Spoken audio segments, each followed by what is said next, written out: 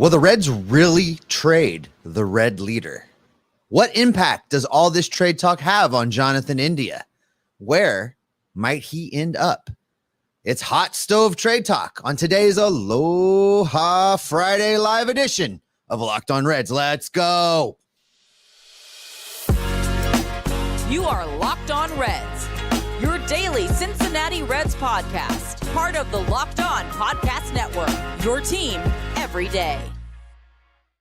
Welcome on into another Aloha Live edition of the Locked On Reds podcast. My name is Jeff Carr. He is Stephen Offenbaker, and we are lifelong Cincinnati Reds fans that have turned an addiction to this team into information for you. I want to thank you for taking time out of your day to talk some Reds with us. We encourage you, if this is your first time checking out the podcast, make sure you follow, subscribe, like, and click that bell to get notified whenever we've got new content for you, because we will be with you all throughout the off season. Locked On Reds is, of course, part of the Locked On Podcast Network, your team every day. We are free and available on all podcasting platforms. Today, Jonathan India trade rumors are heating up. We actually have a short list of 3 or 4 unnamed teams. We know that there's a short list. We just don't know who's on it. We're going to discuss who might be on it. We're going to look at an ideal trade that would involve Jonathan India. And later on in the podcast, we will look at, as today is the non-tender deadline, we will look at non-tender candidates on the Reds roster. Of course, it starts with Nick Senzel. And then, of course, with this being a live Aloha Friday edition, your questions and comments as you drive the ship later on in today's episode. Thanks so much for making us part of your day. Today's episode is brought to you by Jase Medical. Empower yourself when you purchase a Jase case, providing you with a personal supply of 5 antibiotics that treat 50+ infections. Get yours today at jasemedical.com. That's JASE medical.com. And Steve, where we will start is with another tweet from John Morosi. John Morosi has been talking a lot about Jonathan India. Don't know if it's the JON names like coming together on this one, but you know, John Morosi's JON, Jonathan India, JON, whatever. And the newest tweet was Cincinnati Reds in discussion with 3 or 4 teams actively. Now, he also said in that tweet, a deal is not imminent, but that has been his position all along. Every single rumor that he tweets about this, the more and more that we hear this, how likely is it that we're going to see Jonathan India playing for somebody else next year? Well, there's a couple things to keep in mind. I mean, it's in my mind, it's a 50-50 coin flip whether or not Jonathan India is with this team on opening day. But let's remember that much like you and I, Jeff, all of these people that cover baseball are out there just looking for things to talk about right now, looking for information, looking for something to be able to fill their content obligations. And a lot of these national guys have learned that you can throw a little spaghetti against the wall and hope that maybe a piece of it sticks, right? And it's a safe throw to say, hey, there's several teams talking to the Reds about Jonathan India. And all the qualifier is for that to be true is that a GM picked up the phone or during the course of a conversation at the meeting said, hey, so you guys really looking to move India? And there, a conversation occurred between the Reds and whatever team. That being said, I do think that if the Reds are actively looking to flip somebody for a piece that they are missing for 2024, we've talked about this. Jonathan India is the starting place that the Reds will want to start at. That's the one that will be, I don't want to say easiest for them to part with, because that's not going to be an easy trade for anybody involved, but right. It is the piece that I think Nick Krall is more willing to let go and talk about trading than anybody else for sure that's on the active roster or any of the other big name prospects that are still in the minors and haven't made their debut. Jonathan India clearly is the odd man out with the way the talent has developed in the way that the call-ups have happened. So that's the easiest trade plan wise for Nick Krall to make. So it's just realistic for me that that's where this is coming from. That doesn't make it not true. And I think conversations are being had around Jonathan India and probably trying to bring back an outfielder or a relief pitcher. Well, I think that Nick Kroll looks at this roster economically. We've talked about this before, and when you look at the economics of Jonathan India, he is the closest to his years of control ending. So that would be the reason why the number one reason for me why he would be the easier player to trade out of all the young guys that make up this roster. But also, I find it interesting on the economical side where he falls value-wise on the team. And where I go for this is baseballtradevalues.com, which I get it. I understand there's a lot of feelings about that website, but look, it's like Spock said in my favorite Star Trek movie, it's the beginning of wisdom, not the end. And it's a beginning of understanding for us when we look at the Baseball Trade Values website. And what intrigues me the most about this, Steve, is that according to them, he falls 27th in the organization in trade value. They have his trade value at $7.7 million. That is actually right below the young phenom catcher that's in the bottom of the minor leagues right now, and Alfredo Duno, who the Reds just signed an international free agent last season. And he's right above, get this, a trio of players who are valued at $7.1 million in Victor Acosta, who is a minor league shortstop, Ricardo Cabrera, who's a minor league second baseman, and Stuart Fairchild. That means that he's comparable trade value-wise to Stuart Fairchild. So if this is the beginning of where we can understand how other teams look at him trade value-wise, this makes it very interesting because we think of him as a guy that you would have headlining a trade for a player like Dylan Cease. But according to this, you need a lot more. No, I mean, I've said it all along and everybody's been a little mad at me. The Reds value Jonathan India way higher than anybody else in baseball values Jonathan India. That being said, a realistic trade partner can be found and a realistic return that helps the team. I don't think that India alone is going to get you a power hitting outfielder that the Reds need. It's not going to happen. They're going to have to sweeten that pot, sweeten that deal. I think that Jonathan India could get you a decent bullpen arm to fill one of those two slots that they need to fill. Now that's going to make people mad. The fan base is going to be ticked off if the trade ends up being India for a reliever. I get it. Right. I understand. Everybody loves Jonathan India. He was a bright spot during a time where the Reds were trying to make a move, trying to become a playoff team, and then really was here for that 100-loss debacle. So Jonathan India was a bright spot for a lot of people during that time period.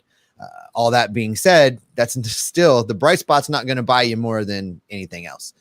It's going to be a relief pitcher if it's a straight up deal. Now we can talk about, should they package him? We can talk about, should you package Jonathan India with Chase Petty and go out and get something better? But that's the conversation. That's the price. There's a great comment in the chat while we were getting ready, while we were dealing with that tech issue, Jeff, where they were asking, what's realistic trade market right now, viewing what the Braves and the White Sox just did. Is even the relief pitcher market, the price of relief pitchers, astronomical? And it might be. I mean, it really may be the only way you're going to go out and get somebody to fill these needs is to pay them in free agency. It's definitely tough to imagine. Like, I saw that Aaron Bummer trade go down and it was a bummer, pun intended. But part of that, I mean, all day, right? You've been waiting all day to be, all day. You don't even know. Like, that's part of the technical difficulties. I was just waiting to deliver that pun. But no, and part of the deal was Mike Soroka, who's dealt with injuries for the last couple of years, but still, like, the Braves got one relief pitcher and they had to trade all those guys to get him. And even according to Baseball Trade Values, Bummer is rated at $1 million, which means that if the Reds were to just trade Jonathan India for Aaron Bummer, they would have overpaid for that deal. So there's a lot of weirdness going on with how the trade market is surrounding pitching. And it's starting to make me wonder, because I have been saying that the Reds' most likely option of getting a top flight pitcher is through a trade. Now I'm not so sure. But Uh, yeah, sure. I guess you might have said something about that. I don't know. But when it comes to how Jonathan India gets traded here, that's the important part is what are the Reds getting back? Because this is not a deal where they have to get rid of him. So to say that, oh, he's going to be traded, the important thing is what are the Reds getting back? And if we're not talking about a need, if we're talking about prospects, that's going to be even harder to stomach than if they got a relief pitcher back. So that's the important thing here is not only is there rumors that he's going to be traded, but what are the Reds getting back in this? Because if they're not getting back something that is going to help them this year, as far as a need is concerned, Nick Krall does not need to pull the trigger at all. No, and it's a hard spot to be in, right? So the segment's going to run along, Jeff, because you just hit on a whole thread. With Nick Krall's plan, though, that's exactly how the plan's supposed to work. You trade the player while they still have plenty of team control to bring in the next wave of prospects so you can restock the roster for when you got to trade away the next guy because you can't sign him or you won't sign him or you can't afford to sign him or you. Does that mean you sell low on the guy? So you don't sell low. But in the case of Jonathan India, he alone can't fill the needs that the team has. So we've talked about the way this plan should work is you churn that roster and you free agent the Band-Aids. So when you look at the Jonathan India trade, maybe we are looking at it wrong. Maybe we do need to be looking at low A prospects that can come in and restock the system and stick with you go out and you sign 2 relief pitchers for $5-6 million each. We're going to have to move away from your starting pitcher idea because that's going to cost $20 million. And then you continue to churn. I mean, I keep coming back to this, and I hate being the Nick Krall plan defender, but I feel like I have to do it because the plan is, we're seeing the fruits of the plan. The plan is working. So I just because we found some success early in 2023, it terrifies me that everybody wants to move away from the plan a little bit. I have a huge problem with that thought process, but I want to discuss it on the other side of what's coming up next because it's more than just a couple seconds, but yeah, I think that, a Jonathan India trade has to meet a couple of needs, and it can't just happen. We can't just get something. I'll talk about more. All right. Here's what we'll do. Coming up, we're going to dig a little bit more into that because I think we unintentionally found a whole new topic, and it's going to require a little bit of conversation. And today, it's non-tender day. The deadline is this evening for the Reds to make a decision on a couple important contracts, namely Nick Senzel, and we're going to dig into that as well. And we're going to do all of that coming up in just a second. Before I get to that, though, I want to shout out the sponsor of today's podcast, and that is Jase Medical. You and I, we spend a lot of time talking. We spend a lot of time talking about wins and losses. We get fired up together for a big play. We get fired up together for a David Bell bonehead managerial move. We spend lots of time talking about those things, but let's get a little bit more personal today because I want to talk to you about medical needs, medical situations. Whether you're on extended travel, bracing for a major weather event, or you've been limited by yet another disruption in the supply chain, Jase Medical has you covered. Thanks to our partners over there, you can get life-saving antibiotics and a long list of daily medications that can be ordered in a 1-year supply. They even have ED generics for Cialis and Viagra. They've got everything you might need to keep yourself going when you need to. You can go online right now at jasemedical.com and receive your 12-month supply of your daily medication. Remember when you do that to use the promo code LOCKEDON at checkout for a big discount as well. A verified customer that uses Jase Medical had this to say about the service. Quote, "I am thankful for this service. Supply chain issues caused me to cut pills in half. I ordered most of my daily meds from them for a 1-year supply. I also ordered an antibiotic kit. I feel secure now. The prices were lower than my local pharmacy. I highly recommend this for everyone." Close quote. If you or someone you love would like to get some peace of mind by having a year's supply of your daily med, go to jasemedical.com to see if it's offered for you. Remember to use the promo code LOCKEDON for $20 off of your purchase. Thanks as always for making Locked On Reds your first listen every day. Everydayers coming up next week. We are going to continue to go around the old ball yard position by position, breaking down the performances of all of our favorite Reds and look at what we can expect from them coming up in 2024. But we still have a lot to talk about today on this live Aloha Friday edition of the Locked On Reds podcast. It's non-tender day, Jeff, and normally that is not really a big deal. It's something to talk about. It's something to pay attention to, but it doesn't really have tremendous impact most of the time. This year, though, I think it really kind of sets a tone and charts a course for where the Reds might be going with this roster, because one of the big names involved is going to be Nick Senzel. And before we really get into the Nick Senzel contract and do they non-tender him, what happens, I would like for you to go ahead and flesh out that thought you were having there towards the end of the first segment in regards to Nick Krall and the plan and what we're doing trade-wise. Yes, because, okay, I do agree. Nick Krall has built this plan, and he has really stuck to it over the last couple of years. And if that's what we're going to do with Jonathan India, and we're going to trade him for prospects, then you're absolutely going to blitzkrieg the free agent market and get all of your needs. There's not a situation where I'm going to accept a Jonathan India trade for prospects, and then all they do on the free agent market is get a couple of relief pitchers. They got to go out and get a starter. They got to go out and get an outfield bat. That's a need. This starting rotation is not deep enough as is. The starting rotation is not healthy enough as is until I can count on the health of these pitchers giving me more than 20 starts a season. I've got to have somebody who can. And if that doesn't mean that they're going to go out and trade for Dylan Cease, then they've got to go out and get somebody on the market that has averaged 30 starts or something like that for the last couple of seasons.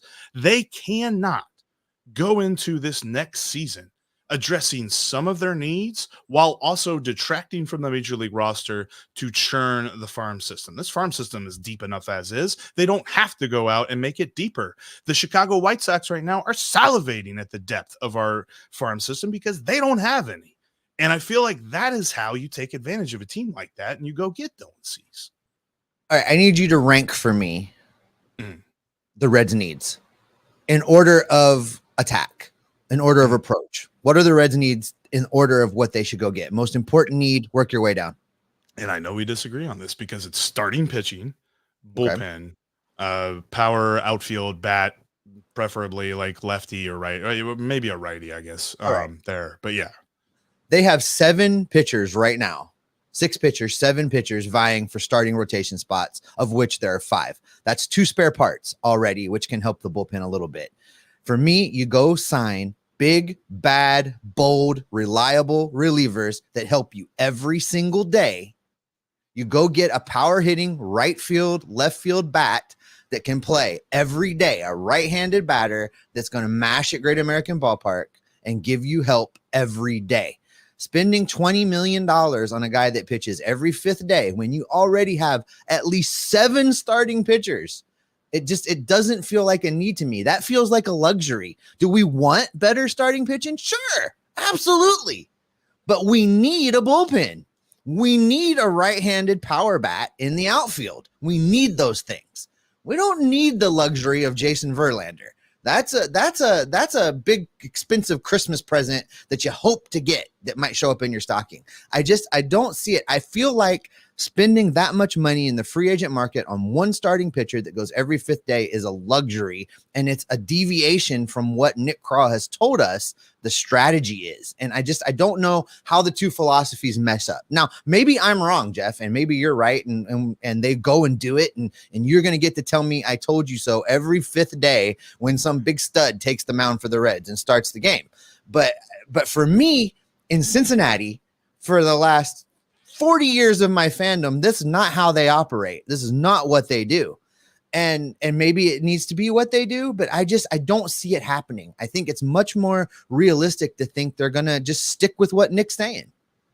And I don't know, man. Like, according to Spot Track, everything, and this is even including if they non-tender no one today, their payroll is going to be like around $46 million. So to say that there's only a couple of things that they can hit off this checklist too, I also feel like that's folly. because you could go out and you could get a decent starting pitcher. You could get your bullpen guys like Nick Martinez, let's say Matt Moore, and even if they went and they got Matt Barnes,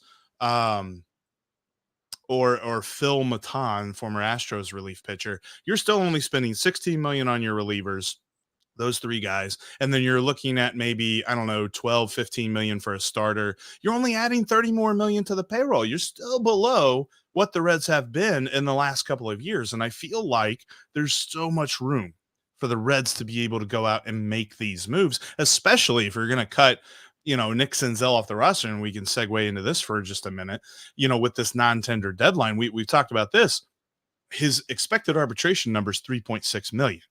And if we're thinking about it economically, you save that 3.6 million, throw it into the free agent budget or something like that, then that's a pretty nice deal. But I will ask you this, because Wick Terrell, friend of the podcast over there at redreporter.com, tweeted this out earlier today. And I found it interesting because he said, I feel like the Reds should keep Nick Senzel because he mashes lefties and he can play just about any position you need him to.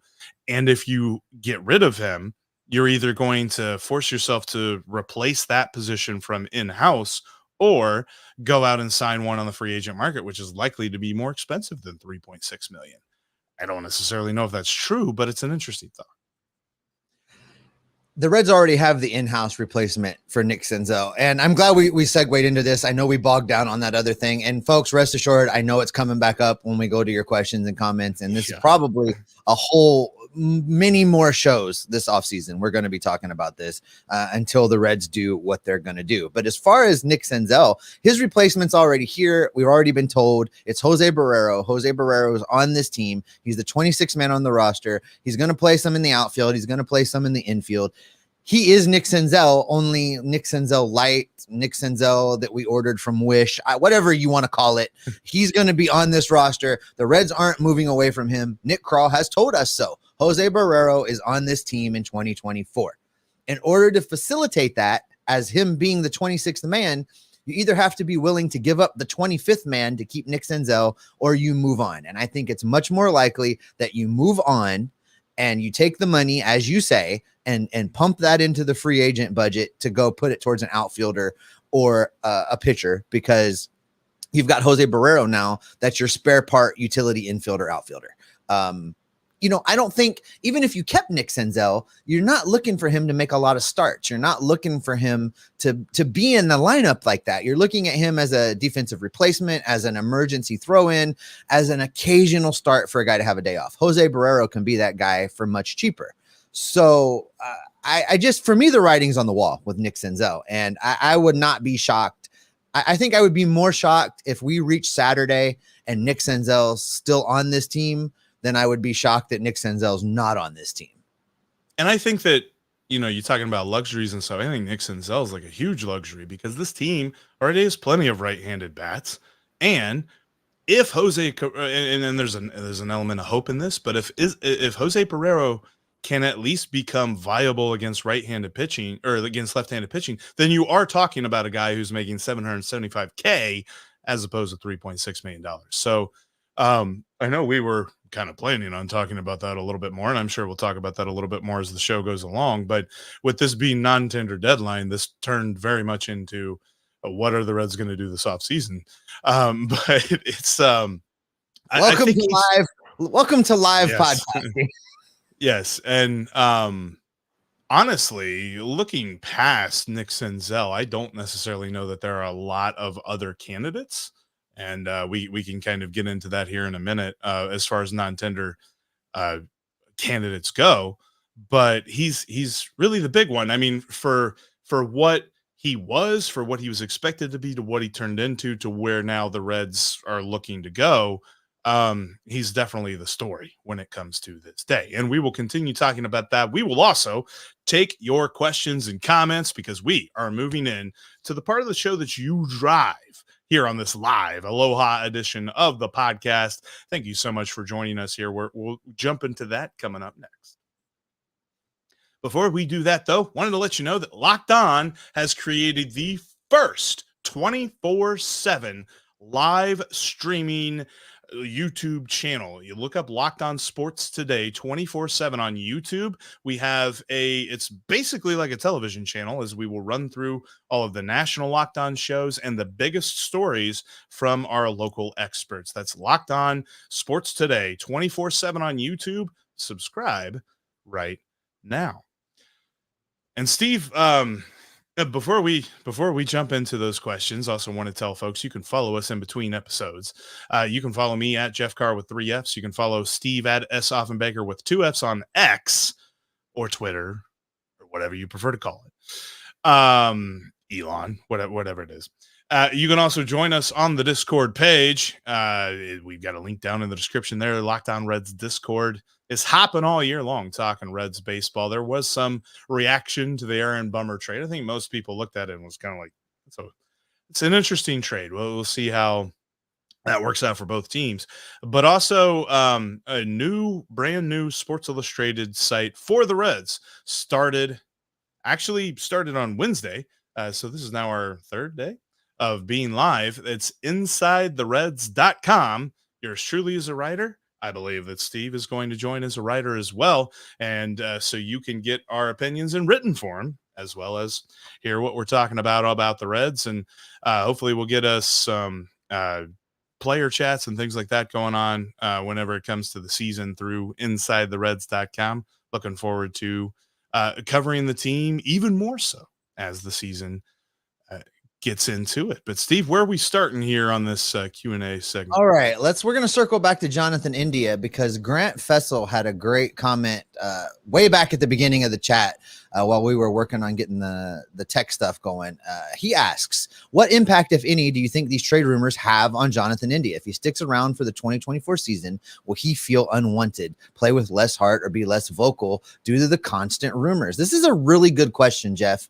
And for me, I think if you ask Jonathan India, he will tell you no.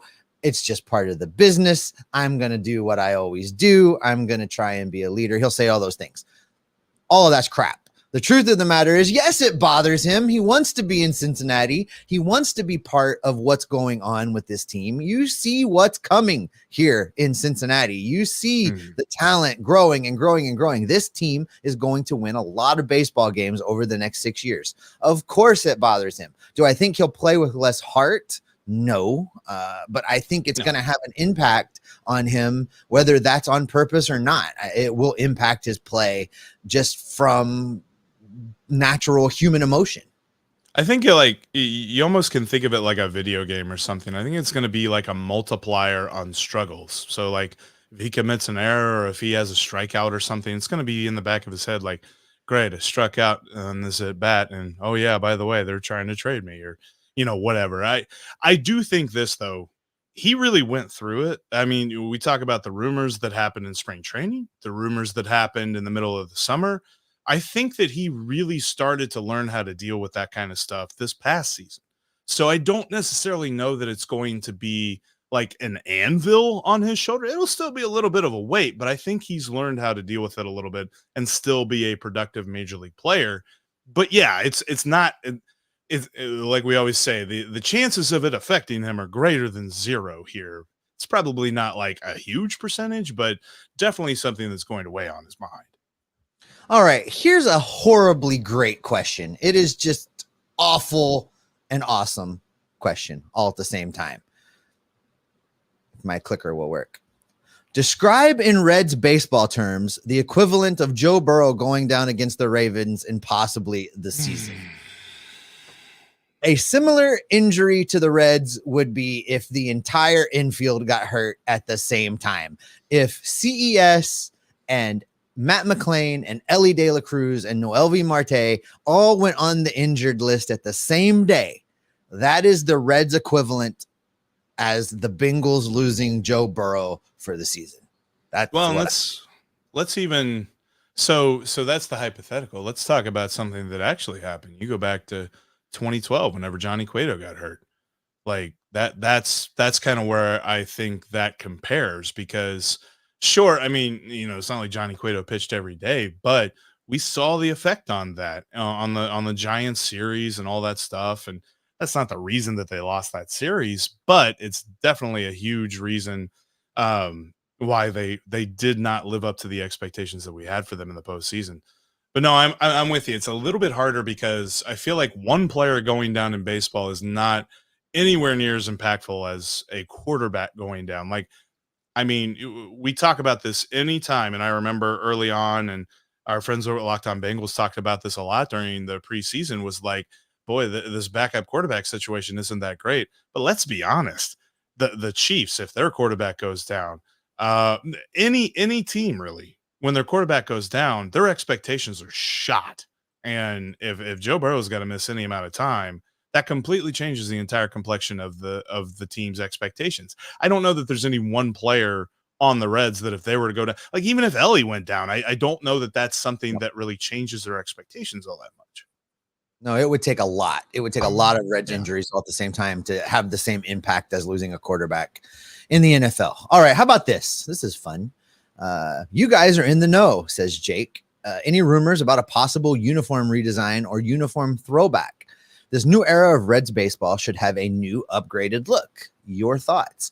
I would love some new uniforms. Listen, I thought the City Connect program that the Reds rolled out last year was fantastic. I thought the uniforms were great. And you can tell by how the Reds fans embraced it and the number of City Connects you saw around the ballpark, just how much of an impact that had. That being said, I don't see them completely moving away from what they have now. The primary uniform, I think, remains the primary uniform. I would love to see them redesign the red alternate, do something a little bit different with that. It looked very softball-ish right now. I'd like them to try and change it up a little bit. Throwback Day. I loved it when they did the 150th anniversary season, and then every so often some old-timey uniform would show up. I think the Reds could use that as a moneymaker. I think that, you know, between the auction sites that they do with the game-used things and Reds Fest selling the game-used things and just what it would drive in merchandise sales from the website and the team store, it's a no-brainer to me to have the throwback days every once in a while and roll out some old-timey uniform. See, this is an interesting topic, and I have twisted and racked my brain on this a lot. I am very passionate about my belief that the Reds need a starting pitcher this offseason. I'm very passionate in my defense of Ellie De La Cruz and how he's going to break out this season. Uniforms really don't move the needle for me. Like I think they're fine. And as kind of a wet blanket as that is, like I know there's a lot of folks that feel strongly, including our friend Chad Dotson over at the Riverfront, about the drop shadow on the sea. Doesn't bother me. I don't care. You just triggered Cam Miller. You triggered him. He's twitching. I'm sorry, Cam. I just don't like it. It doesn't bother me at all. Like I like our, you know, in fact, I even kind of like the script Reds, which I know that you're not that big a fan of, but uniforms are never something that really bothered me too much. All right, let's see what else we got here. The only thing that I thought about that was the City Connect. I was just like, I've seen how other teams do it badly, and I didn't want the Reds to do it badly. And I thought they did a really good job, which, by the way, I did see on the Reds schedule. And I know today the single game tickets went on sale. The Reds have a lot of cool promotions this year, including 7 different games where they're giving out specific Reds bobbleheads of players wearing the City Connects. So that's going to be like a new thing that they kind of add to the bobblehead market there. So I'm kind of excited about that. Thomas Red is coming to town. And now that I have secured my ticket to that, I'm going to preach that thing up. That's going to be a good time. It's going to be a lot of fun. I like it. I bought one last night just before I talked about it so that I don't have to listen to it from over at the taco joint. But the ballpark's going to be full that night. That's going to be a fun game. August 29th, I believe. Mike checks in and says that he thinks the bullpen can do the job as is, Jeff, but that they got overworked because the starters aren't left in past 4 or 5 innings to complete the job. Need a power hitter that can hit for average. So this circles back to our starter, bullpen, outfielder conversation. And the bullpen as is. Obviously, Buck Farmer is a free agent, so there's going to be a move that has to be made there. I don't know. Let's say they don't get a reliever at all. How upset would you be if David Bell or Nick Kroll walked to a microphone and basically kind of said what Mike is saying right here. Our bullpen performed well. They had to pitch a little bit more than we would like. We're going to address that. And we're just rolling with the bunch that we got. We think that this is a tremendous major league bullpen, and they've got us for the 2024 season. It would definitely depend on how they address the other areas of the team. But if they don't address the bullpen at all this offseason, there's no way they get an A for the offseason. Like, it would be the highest, I think, grade I would give them would be a B. And that would be if they got probably 2 starters, not even just 1, because you need to infuse this bullpen with some fresh talent. Like, I love what I saw from Fernando Cruz. I love what I saw at times from Daniel Duarte. And I'm purposely singling these guys out because these aren't the guys that you're expecting to be the setup men, like Lucas Sims and Ian Jabot and guys like that. And they're losing a setup man in Buck Farmer. So they've got to infuse this bullpen with talent, not necessarily like a Josh Hader, but I am standing on a table for Nick Martinez. I want Nick Martinez. Go get him. He fits this bullpen so freaking well, and he's going to help fix a lot of things that this bullpen doesn't do that well, namely keeping the ball on the ground and keeping the walks to a minimum. And I think that that's the kind of guy that they need to go get. But if they don't do that, if they don't do that, then they better be working like heck in a ton of other areas of the team. For the audio listeners, that's going to do it for this edition of Locked On Reds. For the video folks, don't go anywhere. We're going to keep going. For the audio folks, that'll do it for this edition of Locked On Reds. The rest of the Q&A will be a bonus episode in your audio podcast feeds coming up a little bit later today. But in the meantime, make sure you have clicked the subscribe buttons, the notification bells, so that you get to join us every time we do something extra, every time we drop a live episode, every time something happens, you will be in the know as well because you are subscribed. Join us on Discord as well so we can talk baseball with you. Hit us up on X or wherever else we're on social media. And in the meantime, we'll keep gathering up information and bringing it right back here to keep you locked on Reds every single day. All right, Jeff, this next bit is a conversation that you and I have talked about some, but I'm going to take two comments in conjunction here because they play off of each other, and I want to talk about this a little bit more. First off, Jeff. Hi, Jeff. Jeff in the 812 says, spend money on a new team doctor and trainers, and then I agree with Jeff. And then Mike checked in, answering back to Debbie. This whole conversation was taking place over in the chat, which is why it's fun to be on these live shows. It says the starters aren't healthy because the Reds do not know how to work out the pitchers in a healthy manner. So let's take those two things collectively, because I don't necessarily agree, Mike, that they don't know how to work out the pitchers. In today's baseball, injuries happen. And these guys are going to get tweaked. They're going to get hurt. There's going to be problems. I get that. I accept that. But circling back to the first part of this, doctors and trainers, I have a huge problem with the way that the Reds have handled medical issues for a couple seasons now. And I agree. I am full ready. Let's just overhaul the whole darn thing. Get new team doctors, new team trainers, because clearly whatever it is they're doing to rehab injuries and get guys healthy is not working. And, I don't cover every other team on a daily basis, Jeff.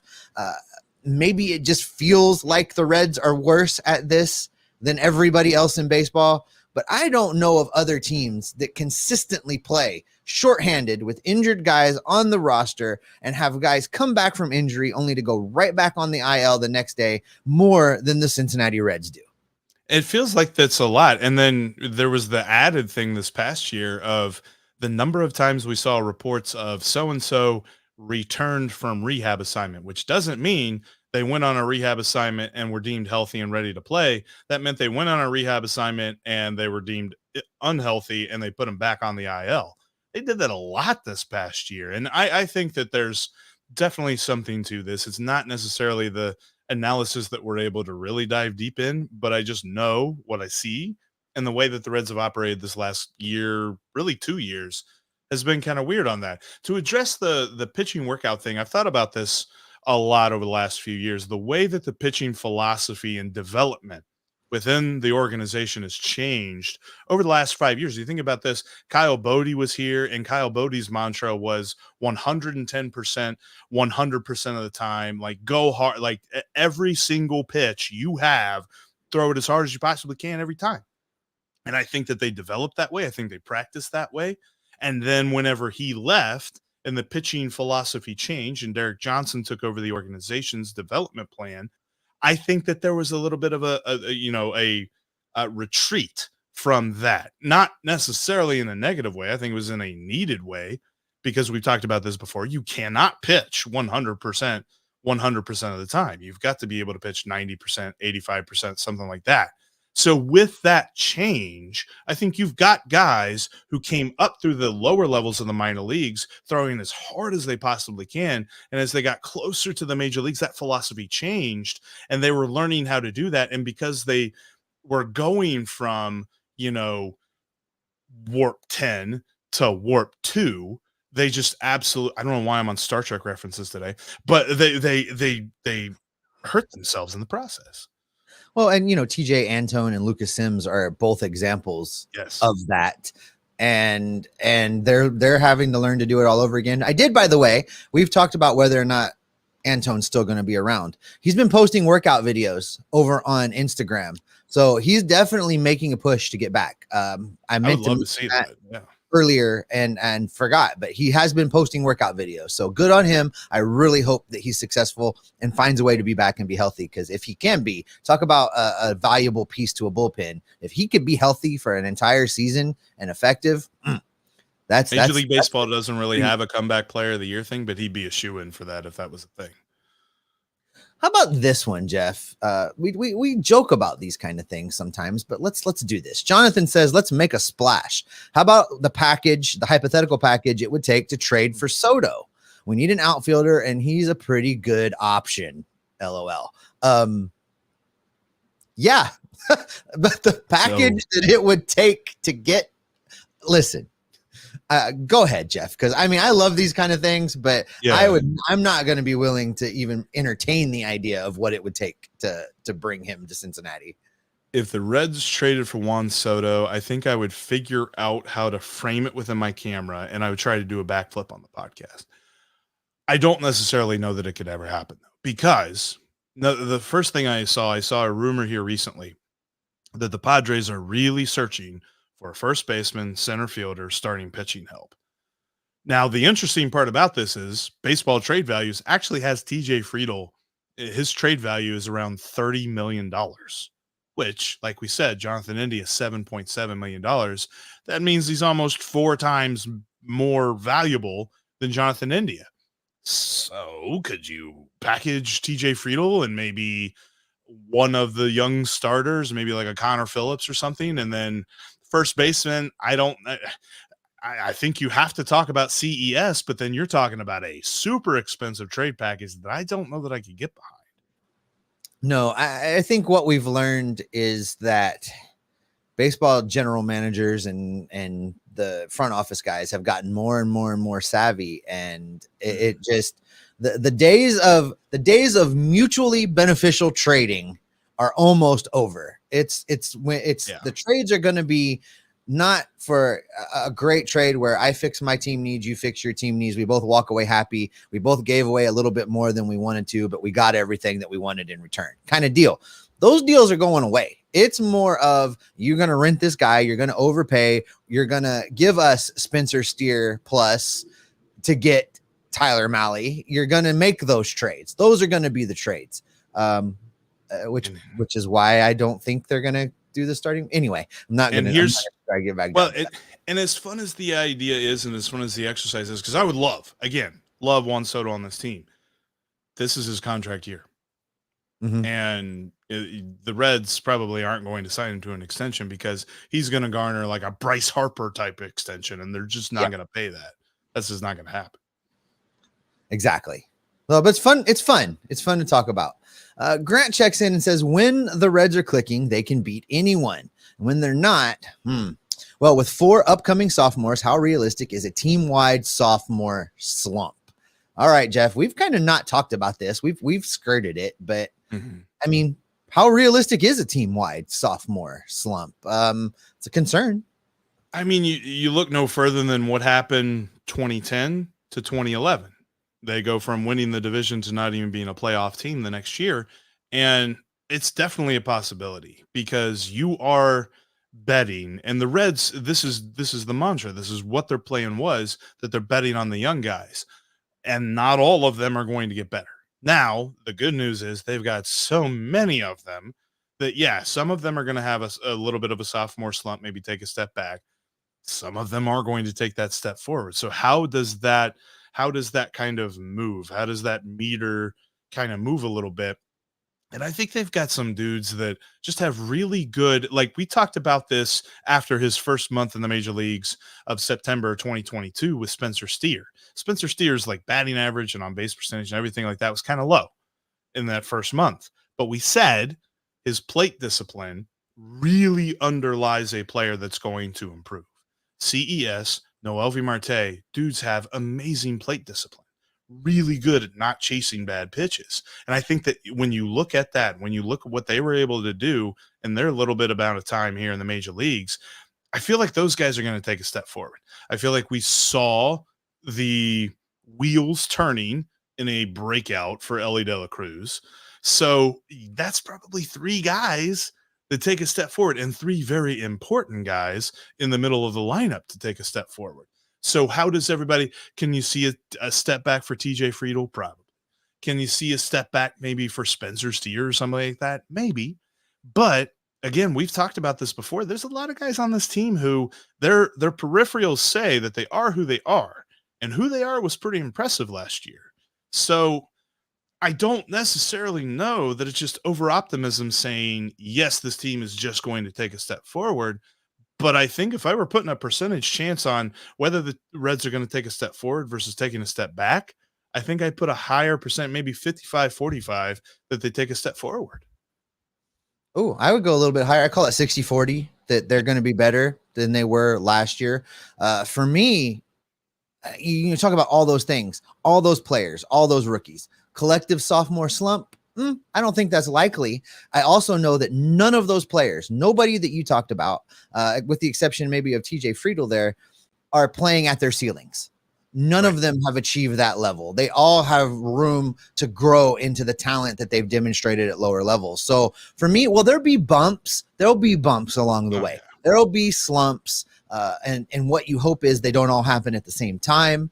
But slumps, clumps, how many other words can we get to rhyme with that? Right. But when you look at the end of the 2024 season and you look at the numbers that each of the rookies from 2023 puts up, I think they will all be better than the seasons they had in 2023. I think everybody will be better. So that's kind of that's what we're banking on, right? They're going to be better. And the biggest thing when it comes to, is the team going to have a collective sophomore slump? We're talking about the lineup. We haven't mentioned the pitching. The pitching's got nowhere to go but up. Like, that's funny because that's the next comment. Let's talk, because somebody agrees with you. For God, I can't understand why, but you go, Jared. You go. I agree with Jeff. The Reds need one stable starter. He says, I don't see Green, Lodolo, Ashcraft, Abbott, and Williamson all pitching 150 plus innings. Reds would be lucky if two of those guys reach 150 innings. And of course, this was a comment into going out and signing a big time starting pitcher. And I'm putting this back up for a second because you know what? Green, Lodolo, Ashcraft, Abbott, and Williamson, all five of those guys are not going to throw 150 innings. But in this, we're not talking about Connor Phillips. We're not talking about Chase Petty. We're not potentially maybe talking about Christian Roa, all guys that we could see with the Cincinnati Reds in 2024. So all of these guys aren't going to throw 150 innings, but we're talking about 8 starting pitchers for 5 spots. So I get the argument, and maybe I'm wrong. Maybe everybody doesn't agree with me. But so fine.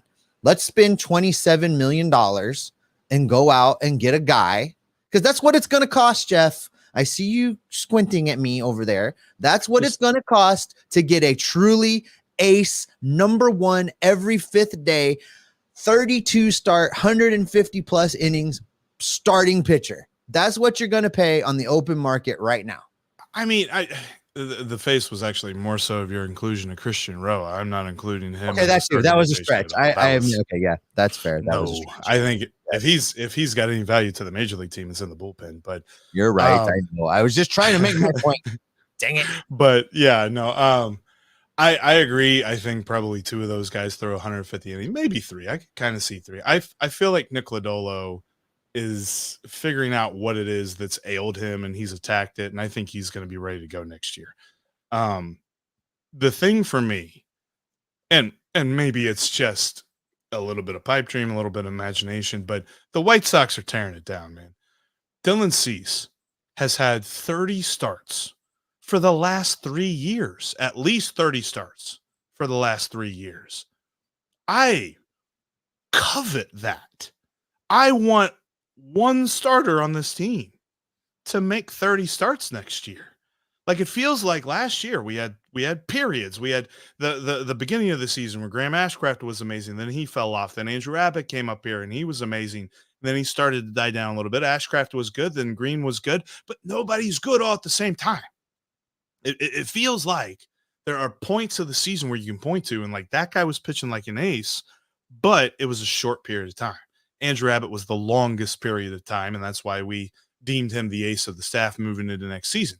But when I look at this, I want either one of these guys to step up or the Reds to go get somebody that's going to be that guy, going to be the every fifth day, the stopper. And you know what? And I would love it to be a Dylan Cease, but if you tell me you go get a guy like Bronson Arroyo, who's just going to be there every fifth day and he's going to give you 5 or 6 innings, that's what I want, because there's so many of these guys that give you 4 really good innings, but they've thrown 110 pitches and they got to be pulled, because in this game, you don't have them throw that much more after 110.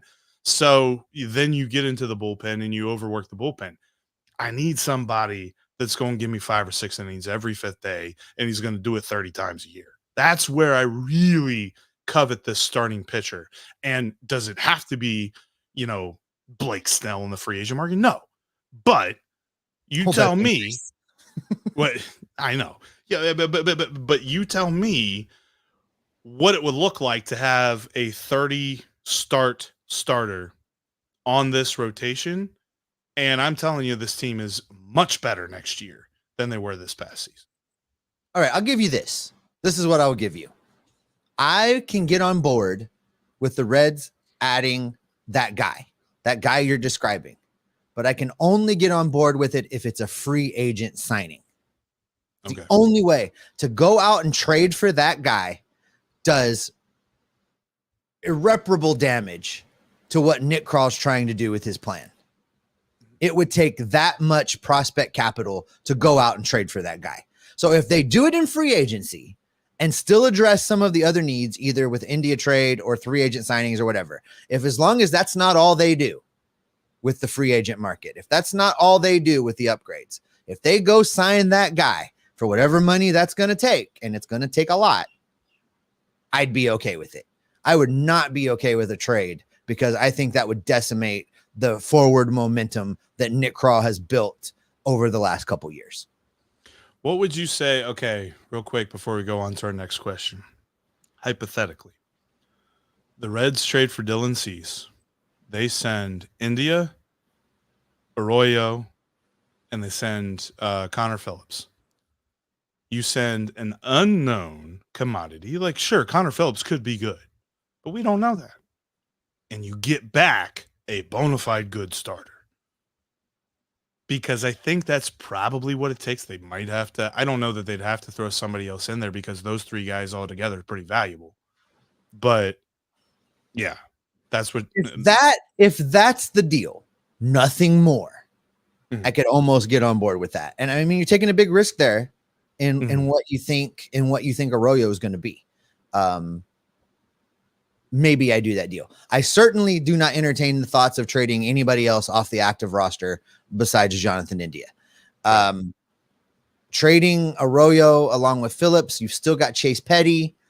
I could live with that. but that's the absolute max. And then you make that trade. There's no other. I'm not entertaining any other trades for prospects in the system, for guys on, like, that's it. That's your fair. prospect capital. I'm willing to part with. And the reason that I bring that up is because I really believe that if you make that trade, then you can fill out the bullpen through free agency, because Dylan Cease, his arbitration expectation number is like 8.5 for this year. So you're talking about an amazing top flight starter for less than 10 million. You go out, you fill out your bullpen, you get your power bat on the free agent market, and you go into 2024 feeling like gangbusters, like you're like, good job, Cubs, on getting Craig Counsell and all this other stuff. We got it. We got this. So I that's a tough one, because I don't necessarily know if that's enough, and maybe it works out that way. I'm kind of looking up the trade values right now, but if that is the trade, I feel like, gosh, you almost got to do that. I'd be interested to see what the trade site says about that, and go ahead and finish it out. And while you're doing that, I just want to say this is an excellent show today, guys. Your questions are on point. Your comments are on point. I'm having a blast. This has been a great show.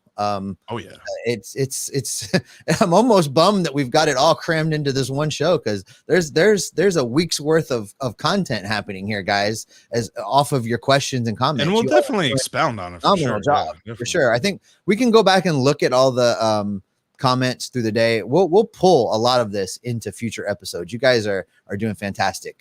Before I move on to the next question, you got that, the numbers? Yeah, according to baseball trade values, that's not enough. Right. The value, Dylan Cease is 44 million. The value of those three players put together is 33 million.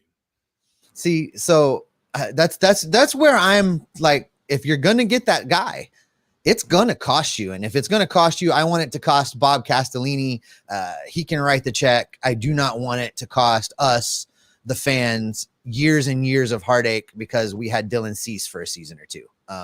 So keep the prospects, spend Bob's money. Everybody go out and buy some cabbage, and then we can go get a free agent starting pitcher. That's just the way I look at it. All right, let's move on to this one. If a right-handed outfielder is a huge need, and it is, who is the odd man out? Friedel is a lock. We also heard Steer will be playing outfield more. Steer, let me finish this. That leaves Fraley and Benson, who are both pretty good. Steer is going to be a left fielder if Jonathan India is not traded. That's just the way it's going to be. Steer is going to be a left fielder. Friedel is your everyday center fielder, hoping that he can maintain his ability to hit left-handed pitching. And then in right field, you've got a platoon situation that needs to shake out. So here's how I think it works, Jeff. An odd man out may not necessarily be an odd man out. We've already said that Jose Barrero is going to be your 26th man to fill in little bits of innings here and there, infield and outfield. What I could see playing out is you platoon left field with Spencer Steer and Jake Fraley. That's the platoon. Now, I'm not saying platoon Spencer Steer, because then what you do is DH him, Spencer Steer as a DH, as an occasional third base relief, second base relief. Spencer Steer can even play you shortstop in a relief role. I wouldn't start him there every day, but he can play there for a little while. So he gets his bats that way full time and is your right-handed batting platoon half in left field with Jake Fraley. Again, TJ Friedel is your everyday center fielder, barring him forgetting how to hit the lefties. And then in right field now, you get the right-handed power bat. Now, I'm not saying it has, I think I did say everyday right field, everyday right-handed power hitting. I'm okay if it's just a platoon right-handed power hitter. That's okay. You partner that guy up with Will Benson, there's your platoon. So in my mind, that's how that shakes out. If they went and got a full-time guy, if they signed a full-time right-handed bat, then you got to get creative. But I don't necessarily think it creates an odd man out. I think it will require a lot of thought on David Bell's part and how he utilizes that designated hitter position in order to get every time they're full-time at bats while still keeping everybody on the roster. And then your odd man out, well, maybe that's Jose Barrero. If you go out and make a significant signing, all of those outfielders are better than Jose Barrero. And now you're cooking. The idea is to continue to upgrade the roster, and you do that. And if that means Jose's looking for work, then Jose's looking for work. And I feel like, too, the question that Jared's posing does come from a position of thinking of an everyday right-handed bat in the outfield as opposed to a platoon option. I do find it interesting as well. Baseball Trade Values has Jake Fraley as double the value of Jonathan India on the trade market at $15 million. So that could be an interesting little wrinkle there. But I don't know. I really like the Reds outfield, and I think that would be an area, because I know Will Benson and Jake Fraley have not shown the propensity to hit a left-handed pitcher so far in their career, but I do think that that's been minimalized. I almost wonder if you go into the season saying, yes, at some point, we're just going to have Will Benson or Jake Fraley hitting against a left-handed pitcher because that's the way our roster shakes out. I don't think that's a deficiency, because I think that this outfield is very talented. I mean, Jake Fraley with 1 foot was still a pretty good DH. And we've seen him in the outfield. He's pretty decent defensively. Like, I really think Jake Fraley is one of the most underestimated players on this team. And it's just because he doesn't hit left-handed pitching. If he hit left-handed pitching, he'd be one of the most valuable players on this team, because he has shown the ability to mash right-handed pitching. He's a good base runner, and he's pretty good defensively. He was not necessarily the throw-in, because ultimately Connor Phillips was the throw-in as the player to be named later, but he was like the second to last person on the list of names that the Reds got back for Eugenio Suarez and Jesse Winker, and he has been super valuable to the Reds ever since that trade happened. We've reached the point where we should be wrapping, Jeff, but there's so much good stuff over here. I want to do I want to roll for a little bit longer because I want to get to some of this, and then the rest of it we'll either have to pick up next Friday or pull it out for episodes a little bit later in the off season. But Carrick Melvin, our buddy, checked in there when we were having some of these conversations about pitching, and a couple names that I didn't mention, you didn't mention, but I want to get into them for just a second and how realistic their contributions can be. Let's start with this one from Carrick. He says, and Carson Spires, and I think this is in response to the other pitching we have available, where I'm saying we don't necessarily need to go out and get a starting pitcher. Carson Spires, I definitely put him above. How do we value him and as being a contributor, and how do we see him contributing in 2024? I do like what he did in the Arizona Fall League. I think that I look at him a little bit differently because of that. And again, it's a little bit folly to go too crazy on evaluating a player because of their performance in Arizona during that Fall League. But it was nice to see his development, especially in the strikeout to walk ratio. And I think that he showed at times that he can be a decent pitcher. Could he become, because we talked about this, and then of course he elected free agency after being sent to AAA, but we talked about Ben Lively being this like go-between guy who can pitch 2 or 3 innings, can make a spot start if you need him to. I think Carson Spires could be that guy. And I don't necessarily know that you want to count on that. Could he develop into that into spring training? Absolutely. But I definitely think that he needs to be included on the depth chart of the pitching. I would agree with Carrick on that. And then the other name he brings up, and thank you, Carrick, because I continue to forget about this guy, and shame on me, because he also says that Rhett Lauder could be an option for 2024. And I don't think you and I, Jeff, and this will probably be its own episode here coming up sometime, have spent very much time talking about Lauder, but he really is a realistic option for some time in 2024. I don't necessarily think it'll be opening day, but if he is as polished, and we have yet to see him, in the professional ranks pitching, but he's going to start out high. And if he doesn't start out high, he's going to move quickly. By all accounts, from people that you and I trust, from the Tom Nichols, from all of the people that we talk to in the Reds minor league system, Lauder's ready to go. I like his profile. I like, we've mentioned this before. He told me he has had to pitch since high school, not throw. He's never been a thrower. He's never had the high velocity stuff where he can just be like, it's coming, see if he can hit it. He's always had to pitch with a strategic mindset. I would love to see what he can do for the Reds in 2024. The only question I have is how healthy is his arm, because there was questions about that after the draft, that there might have been a little bit of arm fatigue there. part of the reason that I don't think we saw him pitch at all in Dayton, he was just on the developmental side of things with the Dragons, is because I think they were treating that arm with kid gloves. So what's he show up to spring training like? How healthy is he? And if he's pitching like normal in spring training, there's no setbacks, there's no worries about what he might do to that arm, then yes, I'm very bullish on him as a player. But it's all about how healthy that arm is, because if it's something that needs to be shut down, then the Reds absolutely need to shut it down. He's not in any point in his career where they need to be pushing through anything. So that's the only question that I have, is the question of health. But everything that I learned getting to talk to him in Dayton and, seeing what he did in college and things like that, it's very widely known that players coming out of Wake Forest are pretty decently developed. They have a nice development system there in Wake Forest. The interesting question is, and our friend Lindsey Crosby over at Locked On MLB Prospects will say this, is that there's some that think they come out so polished from Wake Forest that they don't have much more to give. They don't have much more to learn. So I'll be interested to see how that works with him in his personal development. But I know that he comes out at a much higher floor than even really, I think, where Chase Petty is right now. Let's take one more, and it's on a topic we have not discussed at all today. And then that'll do it for today. Guys, this has been great. Y'all are on point today, and I appreciate each and every one of you for being here. I see we're well attended today on the live feed.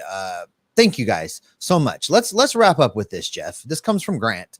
Does Stevenson improve next season? So much was expected of him last year, and he was underwhelming. Does he straighten it out, or is he the next ship passing in the night? What do you think? I'll let you go first on this one because I have thoughts. I think he improves. The exit velocity ticked up last year, and there was something about his BABIP in the second half of the season that was just completely unlucky toward him, because his average exit velocity, his chase rate, all of that stuff was ticking up. He was improving, because we know the first half of the season was very bad. And then the second half of the season, if you're just looking at batting average, you say, well, it wasn't much better. In fact, it might have been a little bit worse. But the underlying numbers say that there were some adjustments that were being made. I think that we see an offensive renaissance in him, and I think that just another year under his belt defensively as a catcher, he's going to continue to get better. I think that Tyler Stevenson takes a step forward next year. Now, we got ahead of ourselves. You got ahead of yourself, especially saying he was going to hit 40 homers. But we got ahead of ourselves saying that he was the heart and soul of this team. And he doesn't have to be anymore. He can just be a good catcher. And I think that that's what he's going to turn into.